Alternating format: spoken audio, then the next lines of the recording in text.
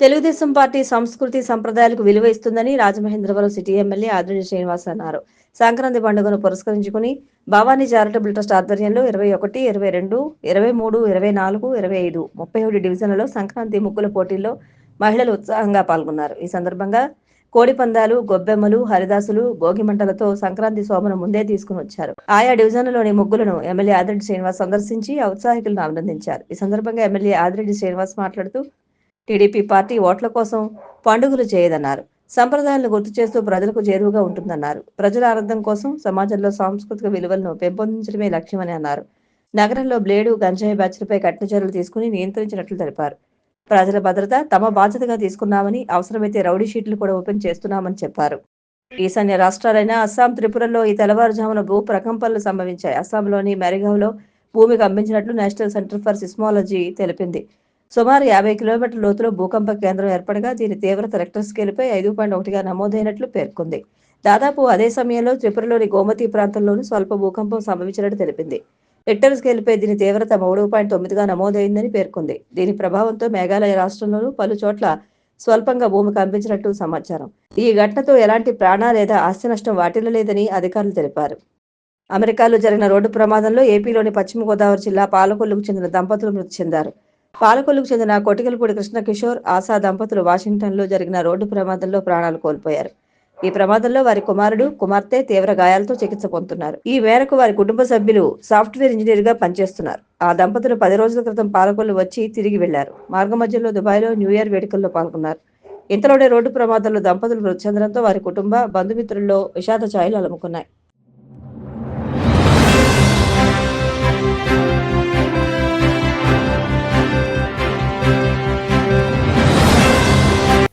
నమస్కారం, మీరు చూస్తున్నది సిసిసి డిజిటల్ 230 న్యూస్ బులెటిన్. నేను దేవి. ఈనాటి వార్తలకు ముందుగా ముఖ్యాంశాలు. భోగాపురం అంతర్జాతీయ విమానాశ్రయంలో విజయవంతంగా ల్యాండ్ అయిన తొలి విమానం. విమానంలో ప్రయాణించిన కేంద్ర మంత్రి రామ్మోహన్ నాయుడు. పెట్టుబడుల ఆకర్షణలో ఏపీ దేశంలోనే నెంబర్ 1గా నిలిచిందన్న మంత్రి డోలా. చంద్రబాబు విజన్, మంత్రి లోకేష్ పట్టుదల వల్ల రాష్ట్రానికి దిగ్గజ కంపెనీలు వస్తున్నాయని వ్యాఖ్య. 4,60,00,000 రూపాయలతో పొట్టెపాలెం కలుజు మీద బ్రిడ్జి నిర్మాణానికి శ్రీకారం. 8 నెలల్లో పూర్తి చేసి ప్రజలకు అంకితం చేస్తామన్న నెల్లూరు రూరల్ ఎమ్మెల్యే కోటమిరెడ్డి. కూటమి నేతలు ఎవరెవరు విదేశాలకు వెళ్తున్నారో, డ్రగ్స్ పార్టీలో పాల్గొంటున్నారో నిగ్గు తేల్చాలి. వైసీపీ అధికార ప్రతినిధి నాగార్జున యాదవ్ డిమాండ్. విజయనగరం జిల్లాలోని భోగాపురం అంతర్జాతీయ విమానాశ్రయంలో తొలి విమానం విజయవంతంగా ల్యాండ్ అయింది. ఇవాళ ఉదయం 10:15 సమయంలో ఢిల్లీ నుంచి వచ్చిన వ్యాలిడేషన్ ఫ్లైట్ ఇక్కడి రన్వేపై దిగింది. ఇవాళ ఉదయం 10:15 సమయంలో ఢిల్లీ నుంచి వచ్చిన వ్యాలిడేషన్ ఫ్లైట్ ఇక్కడి రన్వేపై దిగింది. విమానంలో కేంద్ర పౌర విమానయాన శాఖ మంత్రి Kinjarapu Rammohan Naidu, Vizianagaram MP Kalisetti Appalanaidu, ATC chairman తదితరులు ప్రయాణించారు. అత్యాధునిక టెక్నాలజీతో నిర్మిస్తున్న ఈ ఎయిర్పోర్టు ప్రాజెక్టు పనులు ఇప్పటికే 96% పూర్తయినట్లు నిర్మాణ సంస్థ జీఎంఆర్ వెల్లడించింది. ఈ నేపథ్యంలో విమానాశ్రయాన్ని జూన్ 26న అధికారికంగా ప్రారంభించేందుకు ఏర్పాట్లు వేగవంతం చేశారు. ఈ టెస్ట్ ఫ్లైట్ విజయవంతం కావడంతో త్వరలోనే ఈ ప్రాంతం నుంచి విమాన సర్వీసులు అందుబాటులోకి రానున్నాయి.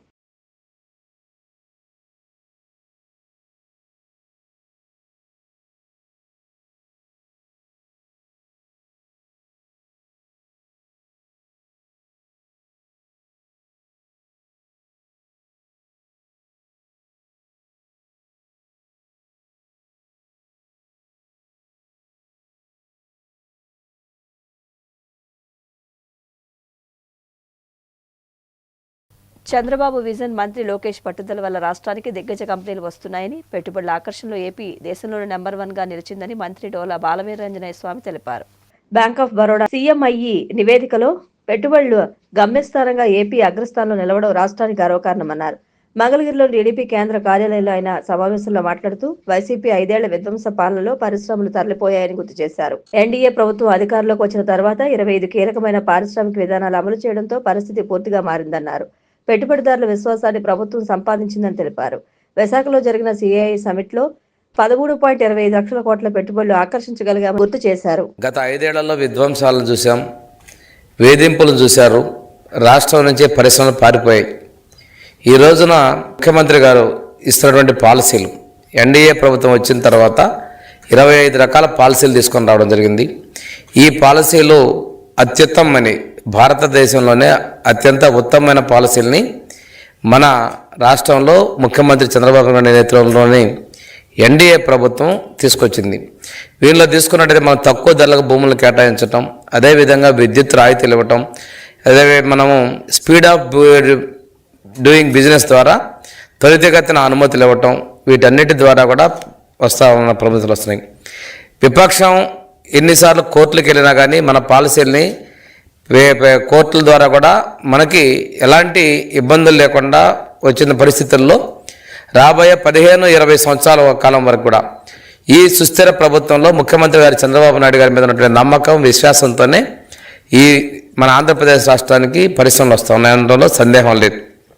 ఈరోజు ముఖ్యమంత్రి చంద్రబాబు నాయుడు గారి విజన్, అదేవిధంగా లోకేష్ బాబు గారి యొక్క పట్టుదల రెండూ కలగలిపి దేశ విదేశాల్లో ఉన్నటువంటి పరిశ్రమలను ఆకర్షించడం, మిత్రపక్షంలో ఉన్నటువంటి బీజేపీ, జనసేనల సహకారంతో కూడా ఒక విశ్వాసం ఏంటంటే ఈ సుస్థిరమైనటువంటి ప్రభుత్వం పారిశ్రామికాన్ని ప్రోత్సహిస్తుందనేటువంటి నమ్మకంతో వస్తూ ఉన్నాయి. ఈరోజు ఒకసారి తీసుకున్నట్టయితే బ్యాంక్ ఆఫ్ బరోడా CMII ద్వారా ఇచ్చినటువంటి వార్షిక నివేదికలో ఆంధ్రప్రదేశ్ రాష్ట్రంలోనే అగ్రస్థానంలో 25.3% యొక్క పెట్టుబడులతోటి గత 9 నెలల్లోనే, అంటే ఏప్రిల్ 2025 ఏప్రిల్ నుంచి డిసెంబర్ మధ్యకాలంలో 9 నెలల్లోనే అత్యధికంగా పెట్టుబడులు తీసుకొచ్చినటువంటి రాష్ట్రంగా ఆంధ్రప్రదేశ్ వాటా 25.3% ఉంటే, తర్వాత 2-3 స్థానాల్లో ఒరిస్సా, అదేవిధంగా మహారాష్ట్రలు ఉన్నాయంటే మన ప్రభుత్వం మీద, మన నాయకత్వం మీద, ముఖ్యమంత్రి చంద్రబాబు నాయుడు గారి మీద మన విశ్వాసాన్ని రుజువు చేస్తూ ఉంది. ఇక్కడ ఇంకో విషయం ఏంటంటే మనం ఒకసారి గమనించుకోవాల్సింది, మన కలెక్టర్స్ కాన్ఫరెన్స్ జరిగినప్పుడే ఆ రోజు కూడా ఒకటి business reformer of the year అనేటువంటి దానికి మన గౌరవ ముఖ్యమంత్రి గారు శ్రీ నారా చంద్రబాబు నాయుడు గారు ఎంపికయ్యారు. అంటే జాతీయ స్థాయి మీడియా కూడా అబ్జర్వ్ చేస్తుంది. అంటే ఈ ఎంపిక అయినటువంటి కొద్ది మందిలో మన ఆంధ్రప్రదేశ్ నుంచి ముఖ్యమంత్రి గారికి ఆ గౌరవం దక్కిందంటే ఈ కష్టకాలంలో ఆర్థిక ఇబ్బందులు ఉన్నటువంటి ఈ ప్రభుత్వ సాధన నడిపించడంలో వారు తీసుకున్నటువంటి చొరవ, వారు తీసుకున్నటువంటి కృషి ఫలితంగా ఇంత పెద్ద ఎత్తున ఒక్కసారిగా పెట్టుబడులు రావటం. మొన్న జరిగినటువంటి నవంబర్లో జరిగినటువంటి విశాఖలో జరిగినటువంటి CII సమ్మిట్ ద్వారా మనం దాదాపుగా 13.25 లక్షల కోట్ల పెట్టుబడులకు మనకు వస్తే, అందులో ద్వారా కూడా మనకి సుమారుగా 20 లక్షల ఉద్యోగాలు కల్పించేటువంటి అవకాశాలు కలిపాయి. ఏదైతే యువగళంలో మేము చెప్పాము 20 లక్షల ఉద్యోగాలు కల్పిస్తామని మనం మన మేనిఫెస్టో చెప్పిన విధంగా దానిలో భాగంగానే ఈ పెట్టుబడులు రావటం, వాటి ద్వారా ముందుకెళ్తున్నాం. రావడానికి చాలా వచ్చాయి కానీ మనకి నమ్మకం ఉంది, పెట్టుబడితోటి ఇండస్ట్రీస్ పెడతా ఉన్నటువంటి విశ్వసనీయత, అన్ని విధాల సమర్థమైనటువంటి కంపెనీలను మాత్రం మనం MOL చేసుకోవడం జరిగిందనే విషయాన్ని కూడా మేము తెలియజేస్తున్నాం.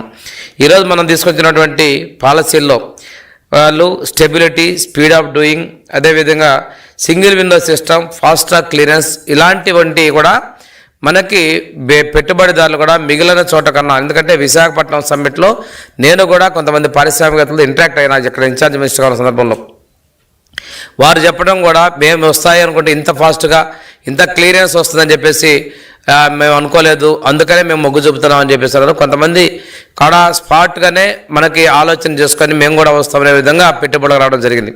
ఈరోజు చూసుకుంటే అంతర్జాతీయ స్థాయిలో ఉన్నటువంటి పెట్టుబడులకు వచ్చాక గూగుల్ సంస్థ పాటు ఇన్ఫోసిస్, కాగ్నిజెంట్ ఇలాంటివి అన్నీ కూడా మనకి విశాఖపట్నంలో పెట్టుబడులకు వచ్చాయి. దీంతో పాటుగా రిలయన్స్ డేటా సెంటర్ ఇవన్నీ కూడా వచ్చాయంటే ఒక నమ్మకం, విశ్వాసంతో మాత్రమే జరిగిందనే విషయాన్ని మనం తెలియజేస్తున్నాం.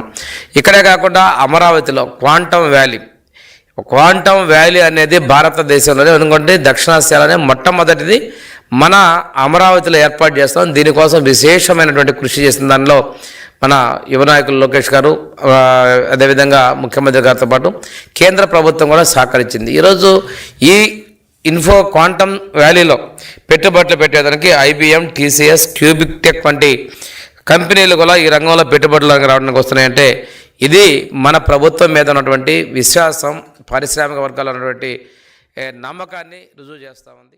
నెల్లూరు రూరల్ దశాబ్దాల కళ పొట్టెపాళెం కలుజుపై వంతెన నిర్మాణం నెరవేరబోతోందని ఎమ్మెల్యే కోటంరెడ్డి శ్రీధర్ రెడ్డి అన్నారు. సోమవారం ఉదయం 10 గంటలకు బ్రిడ్జికి శంకుస్థాపన చేస్తామని ఆయన తెలియజేశారు.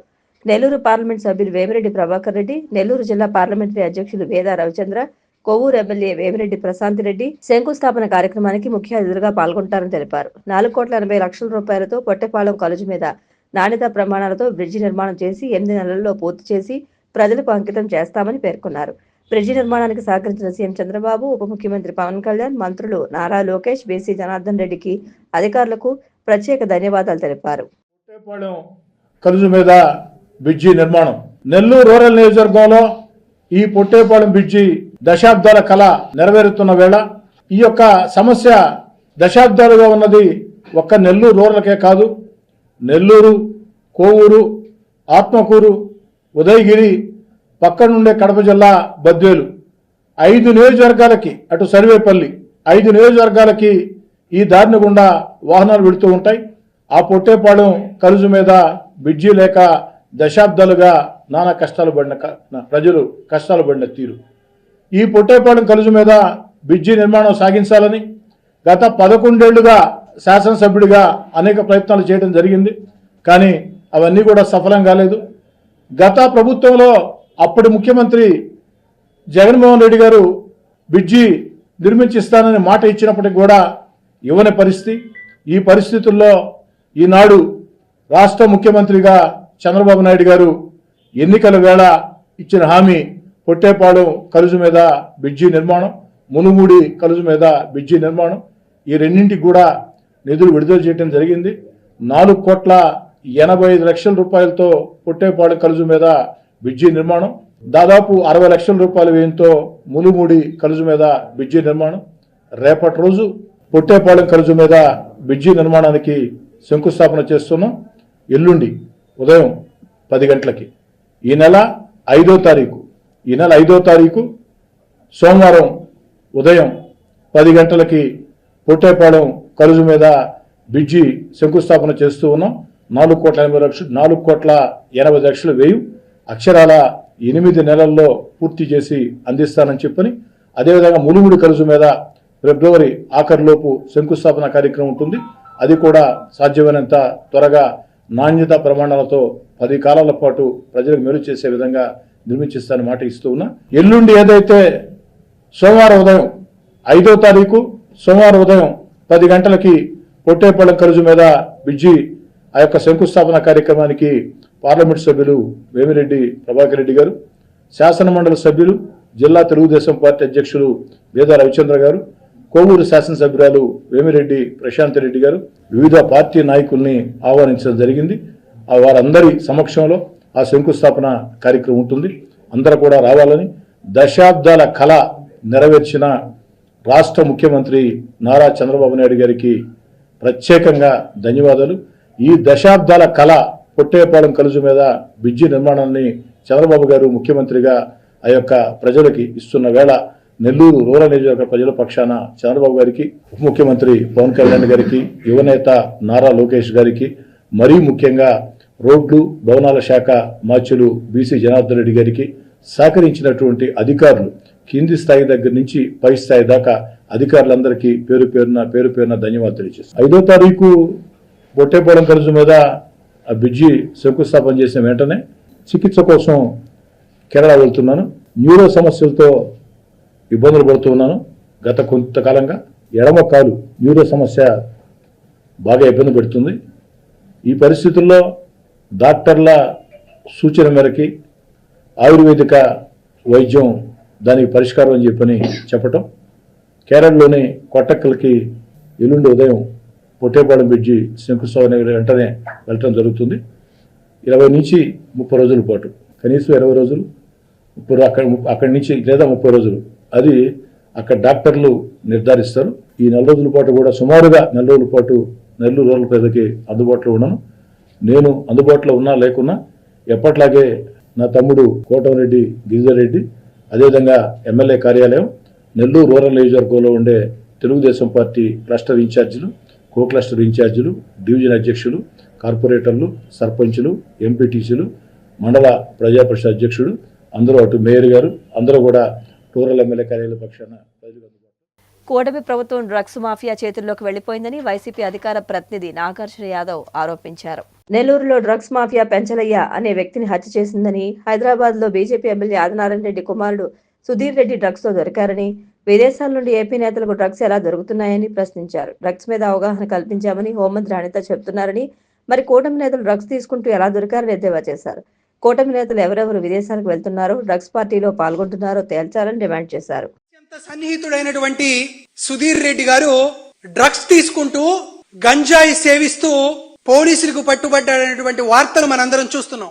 రోజు ఆంధ్రప్రదేశ్ రాష్ట్రంలో పూర్తిగా ప్రభుత్వం డ్రగ్స్ మరియు గంజాయి మాఫియా చేతుల్లోకి వెళ్లిపోయింది. ఎవరైతే డ్రగ్స్ కి వ్యతిరేకంగా పోరాటం చేస్తున్నారో, గంజాయికి వ్యతిరేకంగా పోరాటం చేస్తున్నారో వారి పైన ఆ ముఠాలు తెగబడి ఆ మాఫియా హత్యాకాండ చేసి పెంచలయ్య అనేటువంటి ఒక ఉద్యమకారుణ్ణి కూడా చంపినటువంటి వైనాన్ని కూడా మనందరం చూసాం. షాడో ముఖ్యమంత్రి నారా లోకేష్ గారికి అత్యంత సన్నిహితుడుగా పేరొందినటువంటి సుధీర్ రెడ్డి గారు గంజాయి కేసులో రెడ్ హ్యాండెడ్ గా పోలీసులకు దొరికారు. డ్రగ్స్ తీసుకుంటూ రెడ్ హ్యాండెడ్ గా తన స్నేహితులతో పార్టీ చేసుకుంటూ సొంత నివాసంలోనే లోకేష్ గారి సన్నిహితుడు సుధీర్ రెడ్డి గారు పట్టుబట్టడం చూస్తుంటే ఖచ్చితంగా మాఫియాకి, గంజాయి మాఫియాకి, డ్రగ్స్ మాఫియాకి ఆంధ్రప్రదేశ్ రాష్ట్ర ప్రభుత్వ పెద్దల ఆశీస్సులున్నాయని తెలిసిపోయింది. ఎందుకంటే గంజాయి అంటే కాస్త మన్యం ప్రాంతంలోనో మరొక ప్రాంతంలోనో దొరకచ్చు, కానీ డ్రగ్స్ మన భారతదేశంలో దొరకవే. డ్రగ్స్ ఖచ్చితంగా విదేశాల నుండే దిగుమతి అవుతాయి కదా. విదేశాల నుండి వస్తున్న వారెవరో డ్రగ్స్ తీసుకొచ్చి తెలుగుదేశం పార్టీకి సంబంధించి కూటమి నేతలకు సంబంధించినటువంటి వ్యక్తులకి అందిస్తేనే వారు సేవిస్తారు. ఎవరు సుధీర్ రెడ్డి గారికి విదేశాల నుండి డ్రగ్స్ తీసుకువచ్చారు? కూటమి నేతల్లో ఎవరెవరు విదేశాలకు వెళ్తున్నారు? విదేశాల్లో ఉన్నటువంటి డ్రగ్స్ మాఫియాతో ఎవరెవరికి లింకులు ఉన్నాయి అనే పైన స్పష్టత రావాలి. వాటిపైన ఖచ్చితమైనటువంటి విచారణ జరగాలి. గతంలో ఏపీ అంటే ఆంధ్రప్రదేశ్ అనేవాళ్ళు, ఈరోజు ఏపీ అంటే అడ్డా ఫర్ పెడ్లర్స్ అంటున్నారు. విదేశాల్లో ఉండేటువంటి ఈ డ్రగ్స్ మాఫియాకి ఆంధ్రప్రదేశ్ కి లింక్ ఎలా వచ్చింది? గంజాయి నిర్మూలనకు, డ్రగ్స్ నిర్మూలనకు ప్రజల్లో తీవ్రమైనటువంటి అవగాహన తెలుగుదేశం పార్టీ కల్పించిందని ఇప్పుడే హోంమంత్రి గారు మాట్లాడే మాటలు విన్నాం. అమ్మ, ప్రజలందరికీ మీరు అవగాహన కల్పించడం దేవుడి సంగతి. ముందు మీ కూటమి నేతల్లో, కూటమి ఎమ్మెల్యేలో, మాజీ ఎమ్మెల్యేలు, మాజీ మంత్రులుగా పనిచేసినటువంటి కుటుంబ సభ్యుల్లో విపరీతంగా గంజాయి సేవిస్తూ డ్రగ్స్ తీసుకుంటూ పట్టుబడుతున్నారు. దాని గురించి ఆలోచించండి. నిజంగా తెలుగుదేశం పార్టీ టీడీపీ అంటే తాగుబోతూ డ్రగ్స్ పార్టీ లాగా తయారైంది, కానీ ప్రజాస్వామ్యబద్ధంగా ఉండేటువంటి పార్టీగా ఉందా? సాక్షాత్తు మాజీ మంత్రి, ప్రస్తుత ఎమ్మెల్యేగా ఉన్నటువంటి ఆదినారాయణ రెడ్డి గారి కుమారుడు మన షాడో ముఖ్యమంత్రి నారా లోకేష్ గారికి ఫోన్ చేస్తే సీఎం చంద్రబాబు అంతరిక్షంలో ఉన్నా సరే రాష్ట్ర ప్రజల యోగక్షేమాల కోసమే నిరంతరం ఆలోచన చేస్తారని టీడీపీ కాకినాడ జిల్లా అధ్యక్షుడు జ్యోతుల నవీన్ కుమార్, శాసనమండలి సభ్యులు పేరాబత్తుల రాజశేఖర్ పేర్కొన్నారు. కాకినాడ నగరంలోని శశికాంత్ నగర్లోని నవీన్ అతిథి గృహంలో ఏర్పాటు చేసిన మీడియా సమావేశంలో వారు మాట్లాడారు. మాజీ మంత్రి కురసాల కన్నబాబు కూటమి ప్రభుత్వంపై విమర్శలు చేశారని, గత 18 నెలల ప్రభుత్వ పరిపాలనలో 2,35,000 కోట్లు రాష్ట్ర ప్రభుత్వం అప్పులు చేసిందని అనడం సరికాదన్నారు. CM Chandrababu, deputy CM Pawan Kalyan, మంత్రి లోకేష్ రాష్ట్రాన్ని విడిచి విదేశాలకు పారిపోయారని తప్పుడు ఆరోపణలు చేస్తూ వారి ఉనికిని కాపాడుకోవడానికి చేస్తున్న ఆరోపణలపై విచారం వ్యక్తం చేశారు. మాజీ మంత్రివర్యులు కన్నబాబు గారు ప్రభుత్వం మీద కొన్ని విమర్శలు చేయడం జరిగింది. అప్పులు ఊబిలో రాష్ట్రం అని పెట్టి మళ్ళీ 2,93,000 లక్షల కోట్లు అప్పు తెచ్చేసి ఏం చేశారు? ఈ రాష్ట్రాన్ని, రాష్ట్ర ప్రజల్ని అప్పుల ఊబిలో కూర్చేస్తున్నారని పెద్దలు మాట్లాడుతూ చెప్పడం జరిగింది. దాంట్లో భాగంగానే ఇది చాలా హాస్యాస్పదం.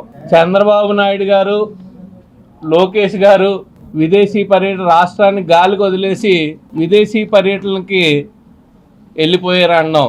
ఎందుకంటే నాకు ఇప్పటి వరకు కూడా కన్నబాబు గారు చాలా తెలివైనడు. మీ సంస్థలోనే, ఈనాడులోనే విలేకరుగా మంచి అనుభవంతో ఏం మాట్లాడినా సరే ఆలోచించి మాట్లాడతాడు. చెప్పినా సరే ఆలోచించి చెప్తారు. ఏ విమర్శ అయినా సరే సద్విమర్శగా ఉంటుంది అని నా పర్సనల్ ఒపీనియన్. జనరల్గానే ఆయనకి నాకు ఉన్న పరిచయాన్ని బట్టి పర్సనల్ ఒపీనియన్. ఈ ఒక్కొక్క దాని మీద నేను క్లారిటీ ఇవ్వదలుచుకున్నాను. ఈ అప్పుల ఊబిలో కూరుకుపోయిన అప్పుల ఊబిలో నెట్టేసేయడానికి గత ప్రభుత్వం 14 నుంచి 19 వరకు కూడా 5 లక్షల కోట్ల రూపాయలు 19కి దిగిపోయేటప్పటికి 5 లక్షల కోట్ల రూపాయలకి ఈ రాష్ట్రానికి అప్పు ఉంది. అంతకుముందు 1,25,000 కోట్ల అప్పుతో కలిపి 5 లక్షల కోట్ల రూపాయలు. మీ ప్రభుత్వం 24 దిగేటప్పటికి 12 లక్షల కోట్ల రూపాయలు పైచిలకు అప్పు ఉంది. 1,25,000 పోను ఉన్న 3 లక్షల చిల్లరకి కూడా ఆ రోజున పోలవరాన్ని 70% పూర్తి చేయడం జరిగింది. ఆ రోజున రాజధాని నిర్మాణం శరవేగంగా చేస్తూ రోడ్ల నిర్మాణం చేసుకుంటూ వివిధ రకాలైన సంస్థలకి 4,500 డిపార్ట్మెంట్లకు సరిపడా క్వార్టర్స్ని 90% పూర్తి చేయడం జరిగింది. అసెంబ్లీని కట్టుకున్నావు, నువ్వు కూర్చుని అసెంబ్లీ పరిపాలించిన సెక్రటేరియట్ని కట్టింది ఆ రోజు చంద్రబాబు నాయుడు. నిలువు నీడ లేకుండా రాష్ట్రం విడిపోయిన తర్వాత వచ్చిన తర్వాత 5 సంవత్సరాల కాలంలోని కూడా చేసిన పనులను పోలవరం చేసాం, రోడ్లు నిర్మించుకున్నాం. సీసీ రోడ్లు 28,000 కిలోమీటర్లు సీసీ రోడ్లు ఆ రోజు లోకేష్ గారు పంచాయతీరాజ్ శాఖ మంత్రిగా ఆయన ఆధ్వర్యంలో 28,000 కిలోమీటర్లు సీసీ రోడ్లు వేసుకున్నాం. అలాగే బీటీ రోడ్లు వేసుకున్నాం. వివిధ రకాలైన పనులన్నీ కూడా చేసుకుంటూ లెక్కల ప్రకారం మేము దీనికి ఖర్చు పెట్టామని బల్లగుద్ది ధైర్యంగా చెప్పే పరిస్థితి. ఇది నేను చెప్పేది ఒక కన్నబాబు గారికే కాదు, వైసీపీ నాయకులు ఎవరైనా సరే మాట్లాడే వాళ్ళందరికీ కూడా ఇది నా సమాధానంగా చెప్తున్నాను. ఎందుకంటే మళ్ళీ రెండోసారి ఎన్నికైన జిల్లా అధ్యక్షులు వారు మరి జ్యోతుల నవీన్ గారు సుదీర్ఘంగా చెప్పడం జరిగింది. కన్నబాబు గారు ఇచ్చిన స్టేట్మెంట్ మీద కూడా మరి వాళ్ళకి కళ్ళు ఉన్నాయా లేదా, మరి వాళ్ళు కూడా అధికారంలో ఉన్నారు, వాళ్ళు కూడా ముఖ్యమంత్రి, ఆయన కూడా మంత్రిగా పనిచేశారు. మరి గతంలో 19 నుంచి 24లో వాళ్ళు చేసిన అప్పులు 10 లక్షల కోట్ల పైచీలకు అప్పులు, 80 లక్షల మెట్రిక్ టన్నుల చెత్తని అప్పచెప్పిన ఘనత వైసీపీ పార్టీది, వైసీపీ ప్రభుత్వాన్ని. మళ్ళీ కూటమి ప్రభుత్వం వచ్చిన తర్వాత ఈ రాష్ట్రంలో చెత్తని క్లియర్ చేస్తున్నాం. ఎక్కడికెక్కడ వాళ్ళు చేసిన అప్పులకి వడ్డీలు అమౌంట్లు మళ్ళీ రీపే చేయవలసి వస్తుంది. వాళ్ళ బకాయిలు పెట్టిన పెండింగ్ బకాయిలు తీరుస్తూ ఈరోజు అభివృద్ధిని సంక్షేమాన్ని కూడా పెద్ద ఎత్తున తీసుకెళ్తున్న ఘనత చంద్రబాబు నాయుడు గారిని తెలియజేసుకుంటూ, లోకేష్ గారు కూడా మరి విద్యాశాఖ మంత్రిగా ఈ రాష్ట్రంలో విద్యా వ్యవస్థ మీద పూర్తిగా మరి మార్పు తీసుకొస్తూ ప్రపంచ స్థాయి ప్రమాణాలకు తగ్గట్టుగా విద్యారంగాన్ని బలోపేతం చేయడానికి కృషి చేస్తున్నారు. యువతకి ఉద్యోగ అవకాశాలు కల్పించడానికి గతంలో వైసీపీ ప్రభుత్వం విధ్వంసం సృష్టించింది, రాష్ట్రానికి భయభ్రాంతులు చేస్తే ఇక్కడ ఈ రాష్ట్రంలో ఆ 5 సంవత్సరాల కాలంలో కూడా వచ్చిన పరిశ్రమల కంటే ఈ రాష్ట్రాన్ని వదిలి వెళ్ళిపోయిన పరిశ్రమలే ఎక్కువ. ఈ కూటమి ప్రభుత్వం చంద్రబాబు నాయుడు గారి నాయకత్వంలో మళ్ళీ ఒక బ్రాండ్ ఇమేజ్ని పెంచుతూ ప్రపంచ స్థాయిలో ఉన్న దిగ్గజ సంస్థల్ని రాష్ట్రానికి పెట్టుబడులు తీసుకొస్తూ. పశ్చిమ గోదావరి జిల్లా భీమవరం ఎస్ఆర్కేఆర్ ఇంజనీరింగ్ కళాశాలలో సంక్రాంతి సంబరాలు కన్నుల పండుగగా రమణీయంగా జరిగాయి. డూడు బస్వల్ల వాయిద్యాల నడుమ శాసనసభ డిప్యూటీ స్పీకర్ కనుమూరు రఘురామకృష్ణరాజు, జిల్లా కలెక్టర్ చదలవాడ నాగరాణి, కళాశాల సెక్రటరీ అండ్ కరెస్పాండెంట్ సాగి రామకృష్ణ నిశాంత్ వర్మ, కళాశాల director Jagapathiraju, principal doctor KV Muralikrishnaraju, chief administrative officer CH Dilip Chakravarthy, ప్రముఖ నేపథ్య గాయని స్మిత భోగి మంటలు వెలిగించి సంక్రాంతి సంబరాలు ప్రారంభించారు. ఈ సందర్భంగా కళాశాల విద్యార్థులతో స్మితా బృందం కోలాటం, ఆటలు పాటలతో ఆద్యంతం ఆనందోత్సాహాల మధ్య జరిగింది. అనంతరం నేపథ్య గాయని స్మిత స్వీయ గానంతో రూపొందించిన భీమవరం బీచ్ సాంగ్ ను జిల్లా కలెక్టర్ చదలవాడ నాగరాణి చేతుల మీదుగా స్విచ్ ఆన్ చేసి విడుదల చేశారు.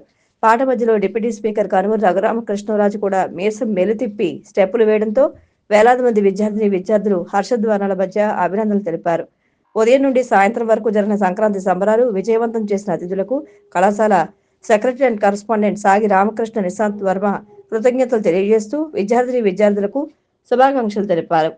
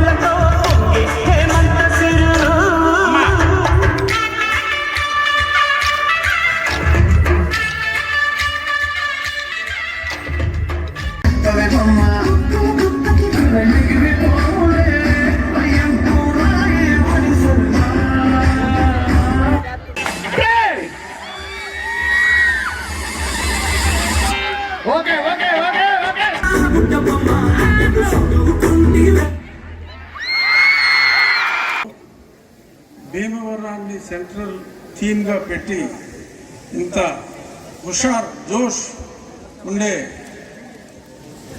భీమవరం థీమ్ సాంగ్ని రూపొందించిన